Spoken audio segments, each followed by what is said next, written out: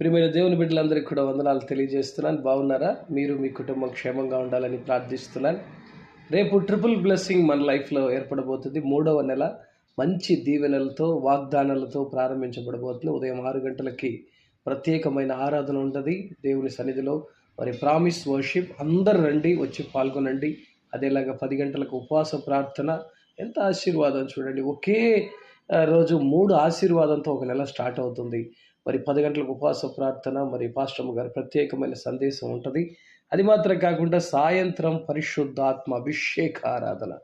ఎంత గొప్ప విషయం చూడండి. ఉదయం వాగ్దానము, 10 గంటలకు ఉపవాసము, మరి సాయంత్రము మరి పరిశుద్ధాత్మ ఫుల్ఫిల్ అయిపోతుంది. ఈ నెల ఒక ఆశీర్వాద నెలగా మీ జీవితంలో ఉండబోతుంది.